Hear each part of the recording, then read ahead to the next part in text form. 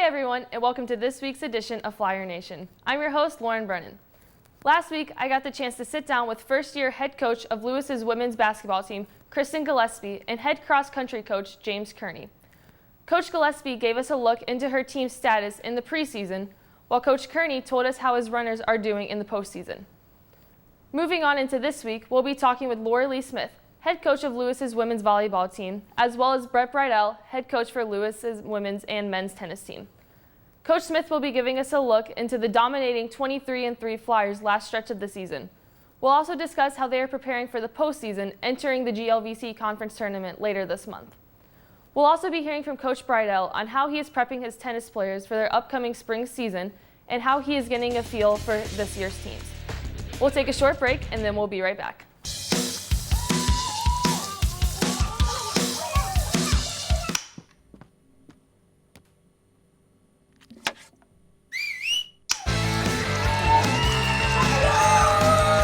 Don't let E. coli mosh with your food. An estimated 3,000 Americans die from a foodborne illness each year. You can't see these microbes, but they might be there. So always separate raw meat from vegetables. Keep your family safe at foodsafety.gov. Enroll, we say. We want you to be okay. Enroll, we say. Take care, people, for goodness sake.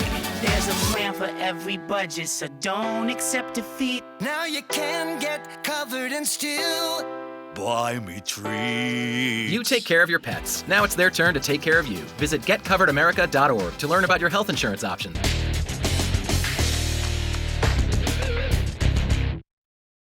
Welcome back to Flyer Nation. Joining me now is head coach of Lewis's women's volleyball team, Coach Lorelee Smith. How are you doing today, Coach? I'm good, thank you. Good. So the team graduated some major players from last season, but you're now ranked number 18th in the nation. What has been important to maintain success this season? Just keeping this team all on the same page. Whatever six are out on the court, making sure they all both understand the defense and the offense that we run. It's nothing crazy tricky, but if one person's off, then we lose points. Right. Both setters, Abby Becker and McKenna Pearson, are both freshmen. How have they improved as their season has progressed? I think both of them have gotten more consistent, and when you're a setter, if you're consistent, then the hitters know they can rely on you. But both of them, on top of that, have become more intelligent. They have the ability to break down what the other team maybe doesn't defend well, and then they'll run that particular offense. Cool. Senior right side hitter Alexis DeVito is one of the best players in the league. What does she bring to your team? She's always had this fire about her. She steps out on the court playing to win, and she wants to get kills, and she's going to work extremely hard.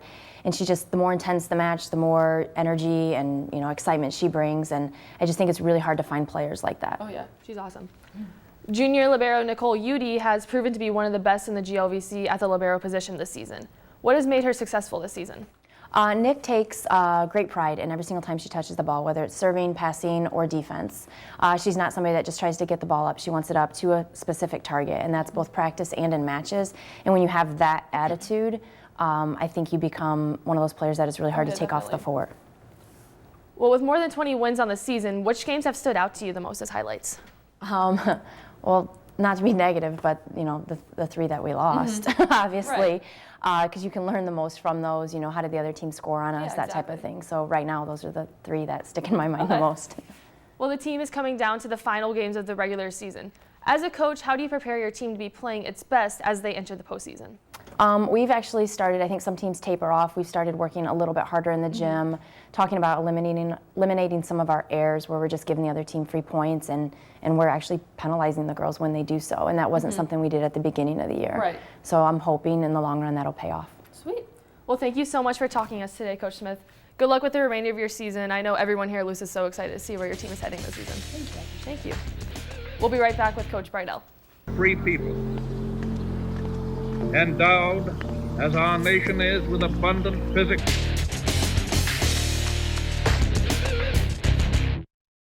Thanks for tuning in again to Flyer Nation.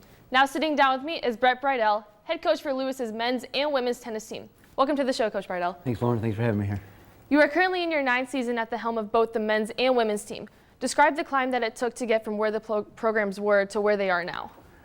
The women's team was actually in pretty good shape when they came in. They were doing well. It was the men's team that had been struggling for years, and I think there was some discontent among some of the guys that were on the team. And so it's taken a little longer with the guys' side. It started kind of with the recruiting and trying to get people to buy into what we were going to try to do with the tennis program. And it's been getting better every year. We're not even close to where we want to be, but we're getting better every year. Awesome.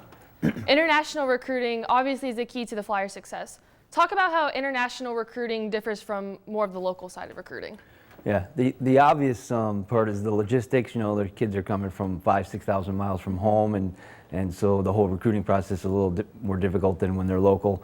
But one of the biggest obstacles we've faced here in the last 4 or 5 years is one of the entrance exams for our international kids at Lewis, the TOEFL test, which has not been a good indicator for our kids' success anyway. our internationals are our best students, but that one's been a tough one for us. But other than that, it's really just more paperwork and things like that. Right. But they're just great to have here, and they offer so much for us besides just the tennis. So. Okay. What are some of the hurdles you have to climb? You had both of your #1 doubles team advance to the USTA ITA National Small College Championships following the regional championships. So talk about that accomplishment and the growth of both doubles teams.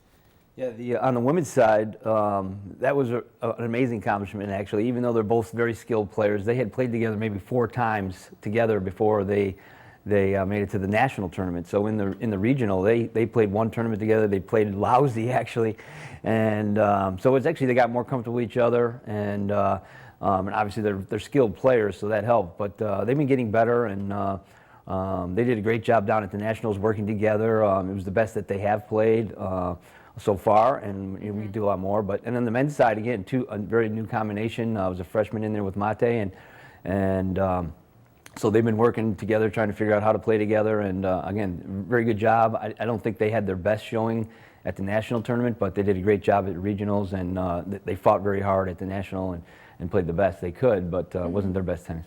Okay.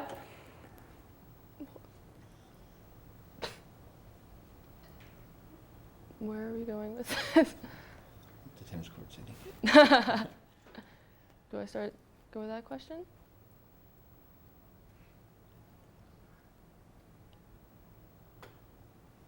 Go from the Jack Green. Okay. Go now? Okay. The Jack Arimas Tennis Complex was resurfaced over the summer. What kind of difference does that make in practice or even recruiting? Before it was just, it didn't look good. There was huge cracks in the court. The nets weren't the right height. And there's nothing we could do about it. The concrete was pushed up from the bottom, and so it was just not a good situation. We had recruits trip and fall when they were there playing, and so it was just a really bad situation. But they're beautiful and they play nice, and I think we haven't had any recruits here since the courts have been redone, but it certainly isn't going to hurt. The courts are legitimate courts, and so they play awesome, so it's awesome. Great. Lewis is hosting the 2016 Great Lakes Valley Conference tennis tournaments. How helpful is it to play on your own courts? We get to stay in our own routine. We have to travel on the road and drive for hours and be in hotels, so we're in our normal routine, and so that's the part I think is going to help. And then we'll have our own fan base here to cheer us on, and so those are the 2 big things. Yeah, well, that's awesome. Yeah. Well, thanks for taking the time to chat with us today. We can't wait for your season to kick off in the spring. Thank you, Lauren. Thanks. So they say it's a man's world? I don't see anybody's name on it. While they were doing their thing, we slowly changed all that.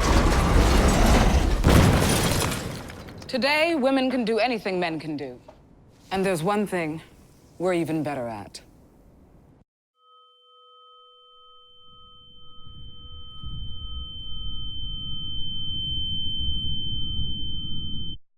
So, I'm kind of new here, but I've noticed a trend.